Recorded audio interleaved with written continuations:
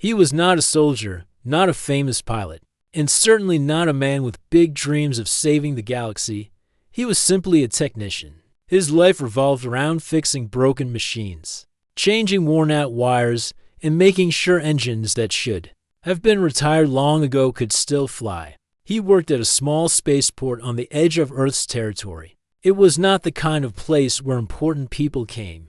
Mostly, the port saw cargo ships carrying grain, mining haulers filled with raw ore, or the occasional passenger shuttle carrying traders. The air always smelled faintly of oil and burnt metal. Dust gathered in the corners of the hangars no matter how many times the cleaning bots passed through. Liam liked it that way. Life here was simple. He would wake up early, have a cup of tea while watching the sunrise over the landing pads, and then start his workday repairing ships. Sometimes he would work alone. Sometimes his friend Tomas, an older mechanic with gray hair, would join him. The most exciting part of his day was usually when a freighter pilot tried to convince him that it's fine to fly with a cracked coolant pipe, and Liam had to explain why that was a terrible idea.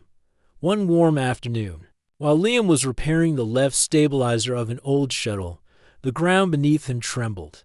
A deep, distant rumble grew louder and louder.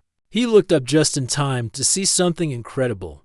A silver cruiser descended from the clouds. Its hull shimmered like liquid light. Strange glowing symbols ran along its sides, and a golden crest shone near the bow, a pair of wings round a star. Liam froze. He had seen that crest before in news broadcasts and history records. It was the royal emblem of the Chalari Empire, one of the most powerful civilizations in the galaxy. What in the stars is that doing here? Tomas muttered, coming out from under a cargo hauler. The cruiser slowed, landing gently on the largest pad. Even from a distance, Liam could see the ship was damaged. The left engine housing had burn marks, and one of the outer panels hung loose. Royal ships never came to small ports like this. They had their own secure docks in major cities. This meant either something had gone very wrong, or someone wanted to stay unnoticed. Within minutes, a small group of guards in silver armor stepped down the ramp. Their movements were sharp and precise. They spoke to the port master, who nodded and pointed toward Liam and Tomas's hangar. "Oh no," Tomas whispered. "They're coming here." Liam stood still as the guards approached. One of them, a tall man with a face like carved stone, spoke firmly. "Which of you is Liam Carter?" Liam raised his hand slowly. "That would be me. You will come with us," the guard said. "Our vessel requires urgent mechanical work." Liam glanced at Tomas, who only shrugged. This was beyond their usual cargo haul repairs. Nervously, Liam followed the guards toward the royal cruiser. Up close, the ship was even more impressive. The hull seemed alive with faint light, and the metal felt strangely warm under his fingers. He saw deep scratches along the engine mount, signs of combat or a dangerous accident. The guards led him inside. The air was cooler here, and the walls were lined with silver panels, each engraved with the same winged star emblem. The corridors curved gently, and soft blue lights guided the way. Finally, they reached the engine room. Liam took one look and whistled quietly.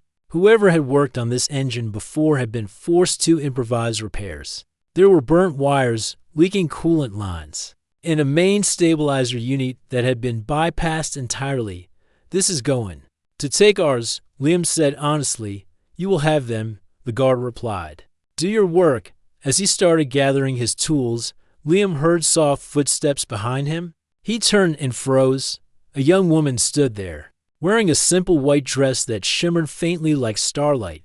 Her hair was long and golden, falling over her shoulders, and her eyes were bright green, full of curiosity. She looked out of place among the cold metal of the engine room.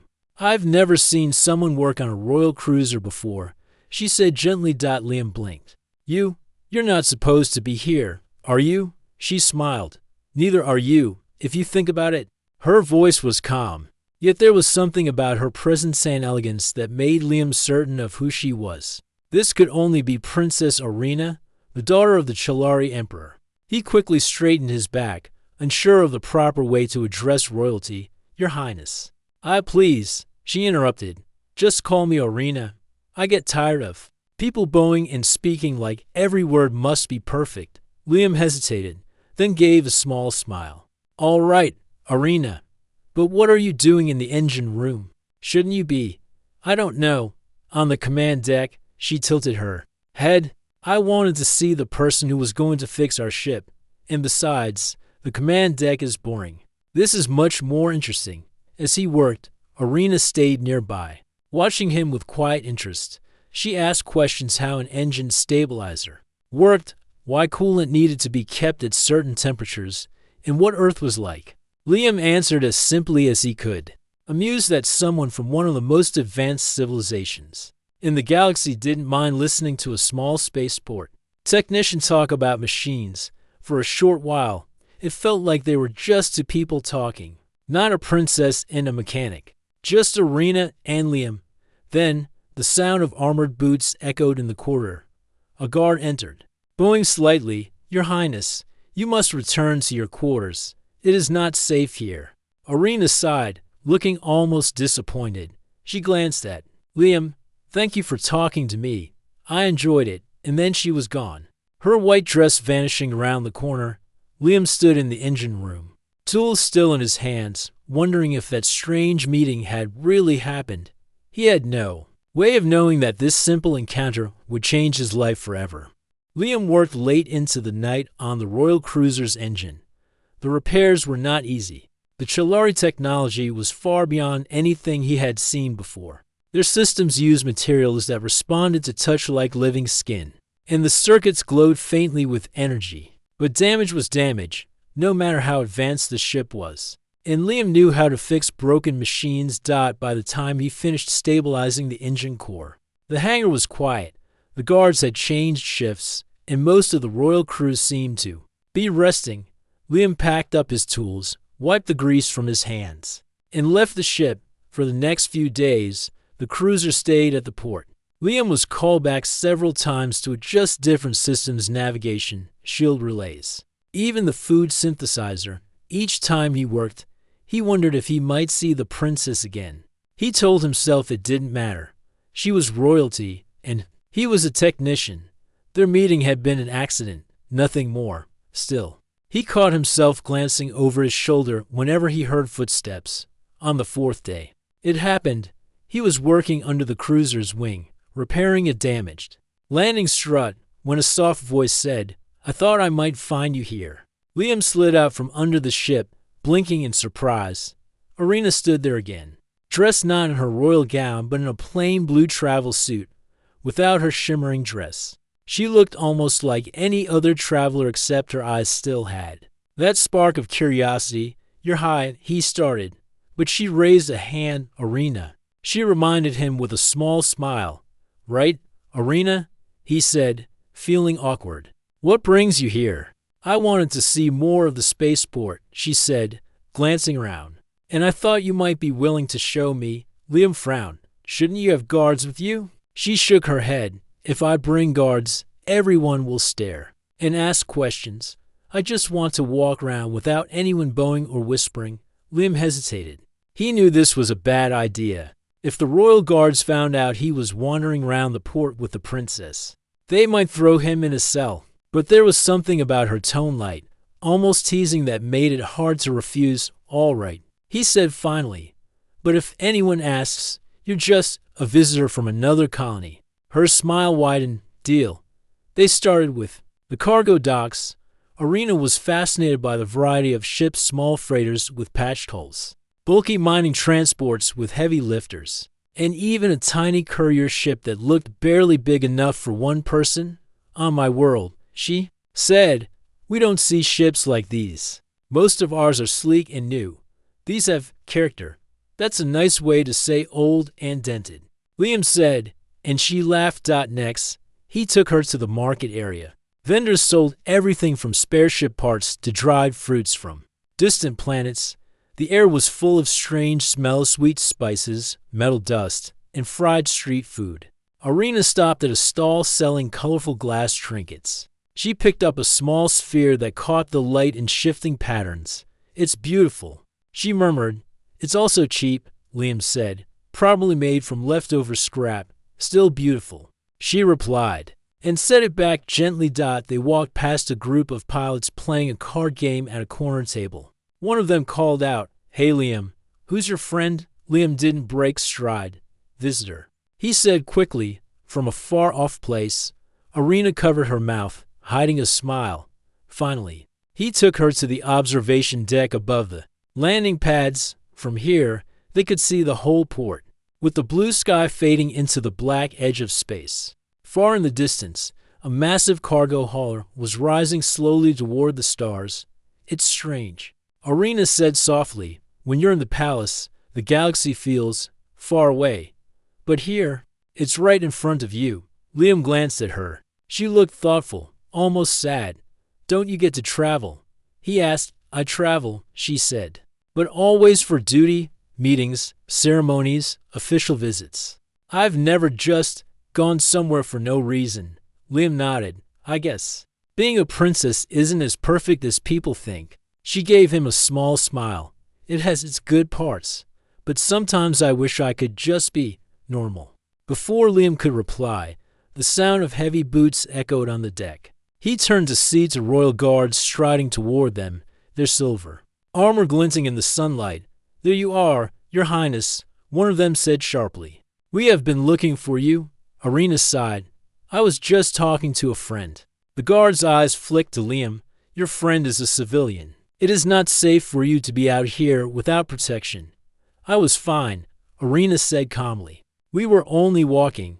The guard didn't argue further, but his tone made it clear that Liam's presence was not appreciated. "Please return to the ship, Your Highness." Irina looked at Liam.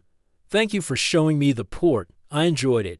Liam managed a smile. "Anytime." As she turned to leave with the guards, she paused and glanced back. "I hope we meet again before we leave." Then she was gone, escorted down the deck toward the cruiser. Liam stood there for a long moment, staring after her. He didn't know why her words mattered so much to him. She was a princess. She would be gone soon, back to her world of royal halls and star fleets. He would stay here, fixing broken ships in a dusty spaceport. And yet, he couldn't shake the feeling that their paths were not done crossing. 3 days passed after Liam's walk with Irina. The royal cruiser remained at the spaceport, but he didn't see her again. Every time he worked near the ship, there were more guards, more sealed doors, and more watchful eyes. It seemed the crew didn't want her wandering off anymore. Liam told himself it was for the best. She was royalty, and he was just a technician. Whatever strange connection they had felt would fade. Life would return to normal.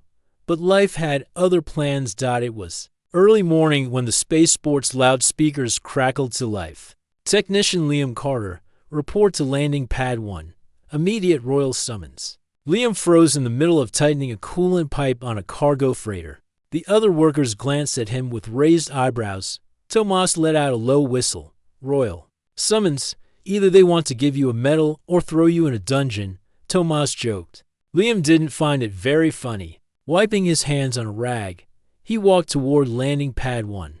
His stomach tightened with each step. When he reached the pad, the royal cruiser stood there gleaming in the morning light. A small group of guards waited at the bottom of the ramp. The one in front, the same tall man with the stone-like face, gave a short nod. "Technician Carter." The guard said, "You will come with us." Liam swallowed hard. "Am I in trouble?" "You will be informed aboard," the guard replied, in the same unreadable tone. They led him inside the cruiser. The Carters were quiet except for the soft hum of the ship's systems. They stopped in front of a large door. The guard pressed his palm to a glowing panel, and the door slid open. Inside was a wide chamber with curved walls and a large round table in the center. Seated at the far end was a man who radiated authority. He wore a silver robe with the royal crest embroidered across the chest, and a golden chain rested on his shoulders. His face was calm, but his eyes were sharp. Liam instantly recognized him from news reports and holos. "The Emperor of the Chalari Empire, come forward," the Emperor said in a deep voice. Liam stepped inside, his hands awkwardly at his sides. "Your Majesty," he said, trying not to sound nervous, "I am told the Emperor began. "That you have worked on our ship with skill and honesty. My daughter speaks highly of you." Liam blinked. "Your daughter, Princess Arena?" "Yes," the Emperor said. "She tells me you repaired our damaged systems quickly and without complaint. She also mentioned you were a pleasant guide during her visit to the port." Liam's ears felt warm. "I just showed her around, sir. Nothing special." To her, it was special, the Emperor said, leaning back slightly. "But that is not the only reason you are here. We are departing for a diplomatic mission to the neutral worlds. It is important, perhaps the most important meeting in this decade. And our ship needs a chief mechanic who is both skilled and trustworthy." Liam stared at him. "You want me?" "Yes," the Emperor said simply. "Your work has proven your ability, and my daughter's words have proven your character. Will you accept?" Liam's mind raced. He had never left the small stretch of space around Earth. The neutral worlds were far away, at the center of delicate treaties and political games. Traveling there meant stepping into a world of power, danger, and responsibility he had never imagined. "What exactly would I have to do?" Liam asked cautiously. "Keep our ship running." The Emperor said, "We cannot afford failure on this mission. If our engines fail, if our shields go down, if anything happens that delays us entire systems may fall into conflict again." Liam took a deep breath. "I can't promise miracles, but I'll do my best. That," the Emperor said with a faint smile, "is all I ask." The guard stepped forward and handed Liam a silver badge with the Chilari crest engraved on it. "This will grant you access to all engineering areas," the guard said before Liam could respond. The door opened again. Arena stepped inside, her eyes bright when she saw him. "You came," she said. "I didn't exactly have a choice," Liam said with a small grin. The Emperor glanced between them, a knowing look in his eyes. "Daughter, you will brief our new mechanic on the journey ahead. We depart in 2 hours." "Yes." "Father," Arena said, and gestured for Liam to follow her as they walked through the corridor. Liam said quietly, "Did you tell him to bring me?" She glanced at him sideways. "I may have suggested it. You're good at what you do. And I trust you." Her words made Liam's chest feel strangely warm. "You know this means I'll be stuck on a ship full of royal guards who probably wish I wasn't here. Right?" She smiled. "They'll get used to you. Maybe." They reached the engineering deck, where the hum of machinery filled the air. Arena explained the mission in more detail. The Chilari Empire was meeting leaders of the neutral worlds to sign a new peace treaty. For years, small skirmishes and political disputes had threatened to escalate into open war. This treaty could finally bring stability. "But," she said, lowering her voice, "not everyone wants peace. There are factions who will try to stop us." "We've already had problems." "Problems?" Liam asked. "Sabotage," she said simply. "Before we landed here, one of our main shield generators failed during transit. We believe someone tampered with it. My father doesn't want the crew alarmed, so only a few people know." Liam frowned. "So you think someone on the ship wants to ruin the mission?" "It's possible," Arena said. "Which is another reason I wanted you here. You're not part of our politics. You can see things the rest of us might miss." Liam felt the weight of her words. He had agreed to fix engines, not to get caught up in political intrigue. But now it seemed the job was more dangerous than he thought. Arena gave him an encouraging smile. "Don't worry. I'll help you, and if you're careful, maybe no one will even notice you're looking for trouble."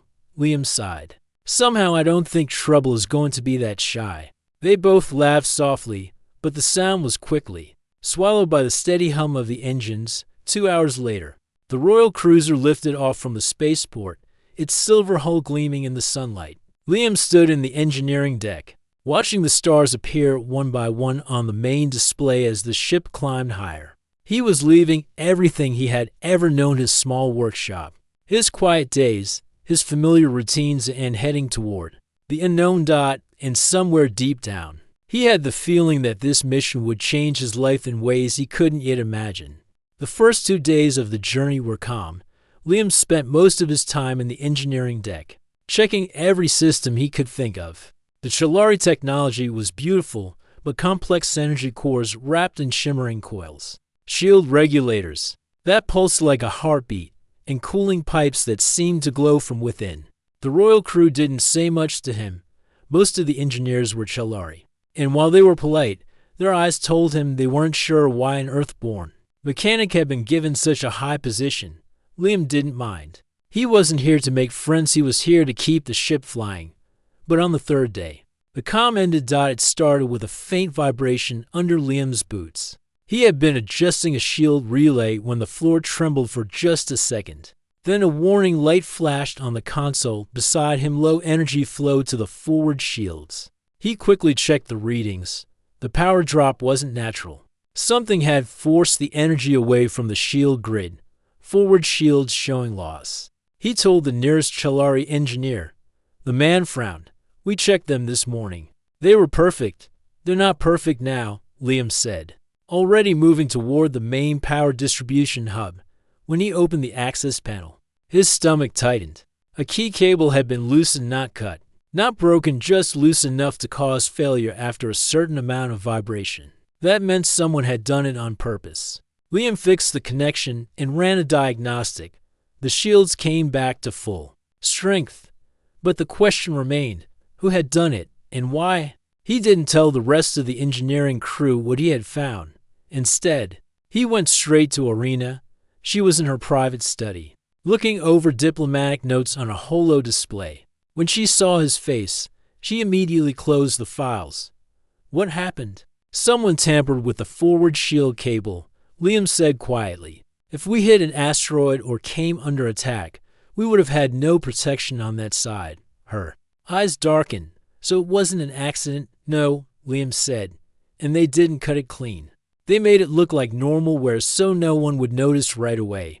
Arena stood and paced slowly. If my father knew, he would double the guard.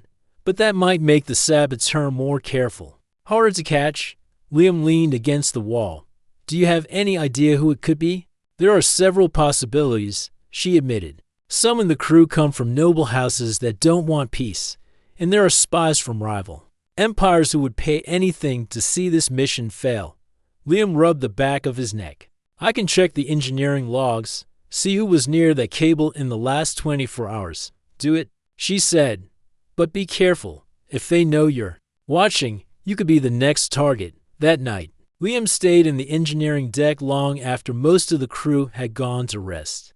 The logs showed 3 names who had clearance to the forward shield panel. 2 were Chalari engineers with clean records. The third was a new technician assigned just before the mission began, Kale Varn. Liam remembered seeing Kale earlier that day, working on the coolant lines.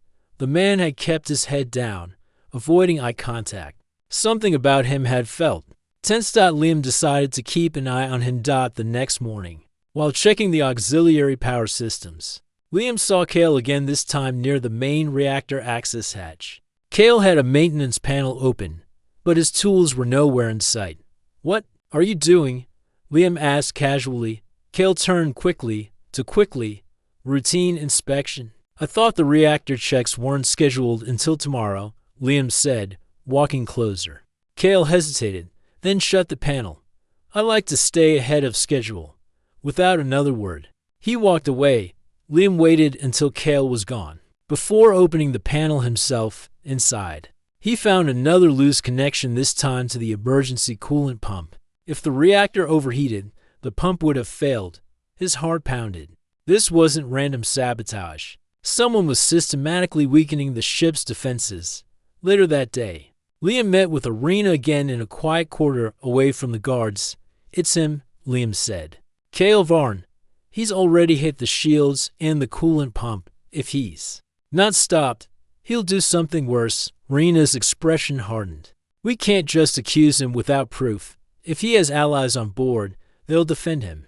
Then I'll get proof, Liam said. But I'll need access to the restricted maintenance logs. She nodded. I'll arrange it. And Liam, be careful. If he suspects, he might try to. Her words were cut short by a sudden shudder through the ship. Warning sirens blared, and red lights flashed along the corridor. Bridge to engineering report. A voice barked over the intercom. Liam tapped the nearest panel. Engineering here. What's going on? We've lost thruster control. The voice replied, "We're drifting toward a debris field." Liam's stomach dropped. He turned to Arena. "Stay here." He ran to the engineering deck. The thruster control board showed total failure, not from damage, but from a manual override. Someone had locked out the bridge's commands, and there was only one person in the room besides him. Cale Varn stood at the far console, typing rapidly into the system. When he saw Liam, his eyes narrowed.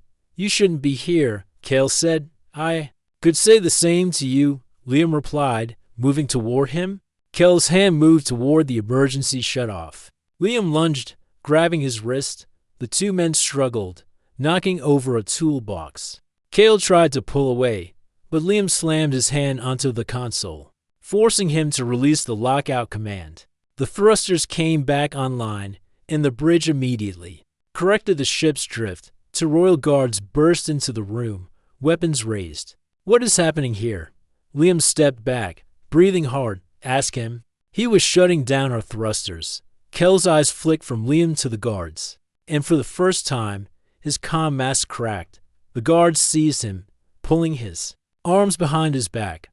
One of them looked at Liam. "We'll take him to the Emperor." As they dragged Cale away, Liam met Arena in the corridor. "You caught him," she said, relief in her voice. "Yeah," Liam said, still catching his breath. "But I don't think he was working alone. Someone put him on this ship for a reason." Rena's eyes narrowed. "Then we need to find out who, and fast. The peace summit is only days away." Liam nodded. The hidden crisis wasn't over. It had only just begun.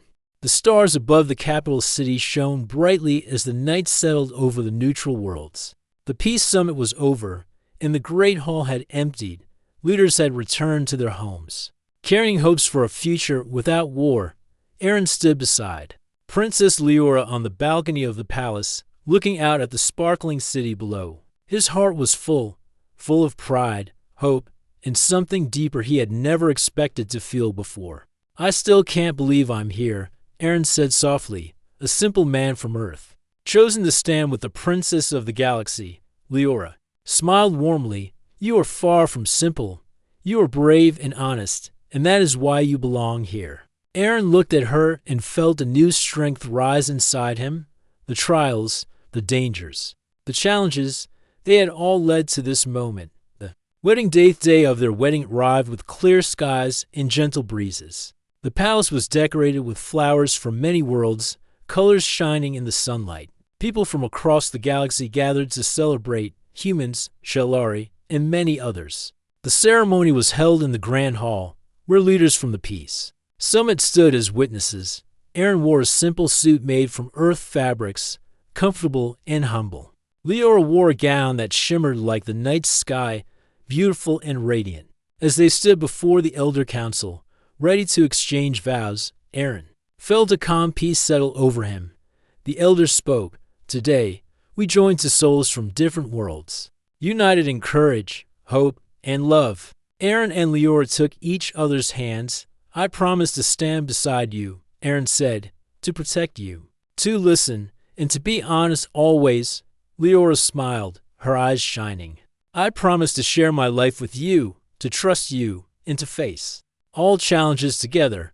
When they exchanged rings, symbols of their bond, the crowd erupted into joyful applause. The future together after the ceremony. The newlyweds stood on the palace balcony once more. The city below sparkled with new life, but Aaron's thoughts were on the future. "We have a lot to do," he said. "The galaxy still faces many problems." Leora nodded. "But now, we will face them together. Your courage gives me hope," Aaron smiled, "and your strength gives me courage." They looked out at the stars, endless and full of possibility. A new role lined the weeks that followed. Aaron learned more about his new duties. He traveled with Leora, meeting leaders, helping to build peace, and listening to the needs of many worlds. At first, some were doubtful, a human, new to their customs and politics. But Aaron's honesty and hard work won their respect. He still fixed machines when needed, using the skills that had started his journey. But now, his work was larger, helping to build bridges between worlds, not just engines. A moment of reflection. Quiet evening, Aaron returned to the workshop where it all began.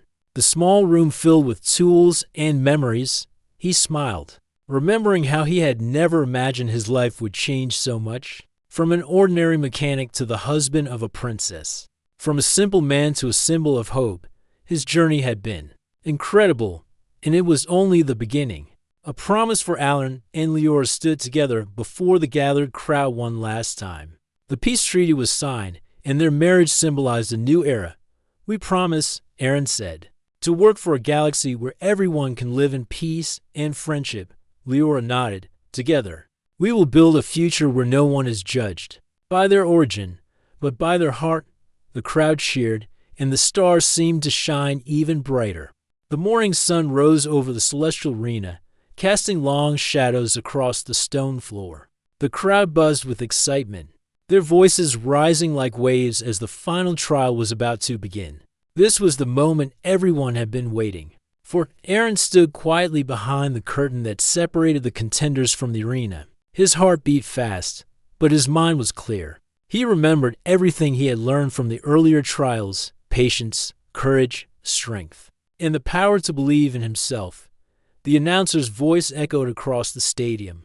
"The final trial is the trial of honor and truth. The contender must face the Council of Elders and answer questions about loyalty, courage, and the future of the galaxy." The Council of Elders was a group of wise leaders from many worlds. They were known for their sharp minds and careful judgment. No one had ever passed their questions without proving true strength of character. Aaron stepped forward and entered the circular chamber, where the council waited.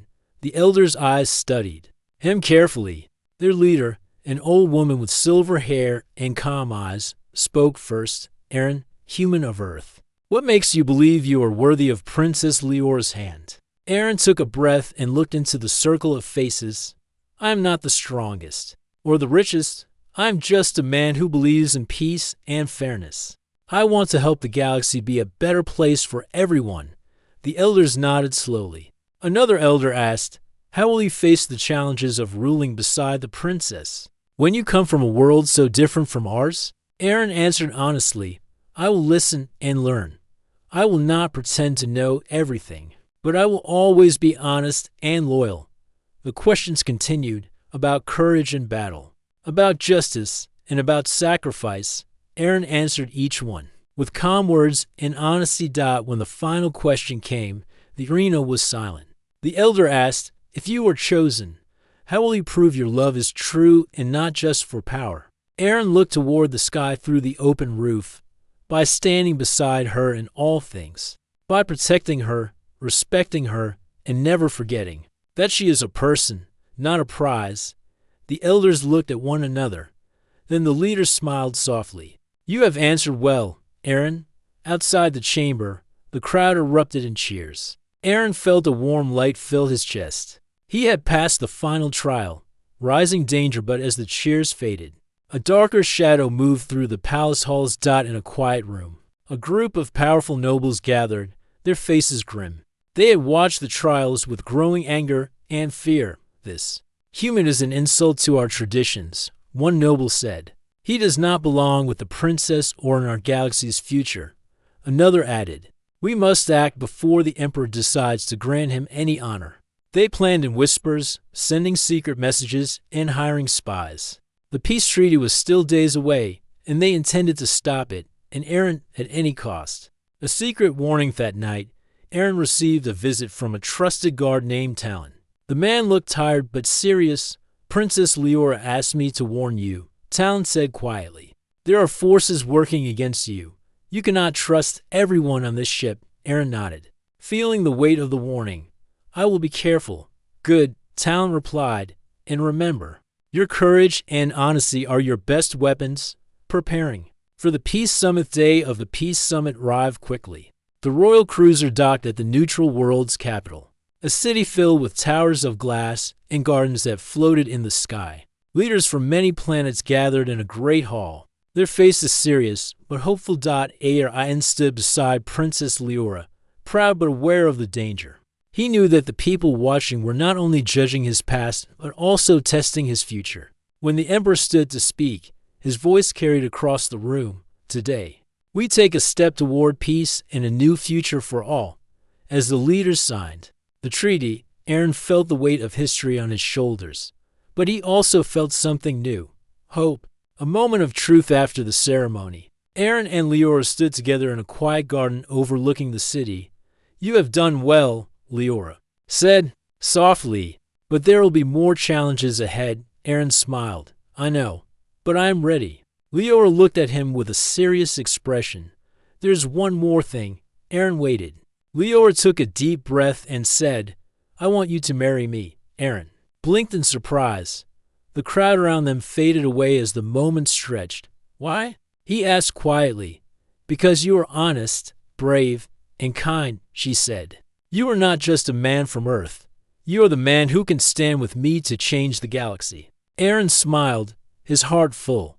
Then I accept. The stars above twinkled with new promise as two very different people stood together, ready to face the future as partners, united by courage and hope.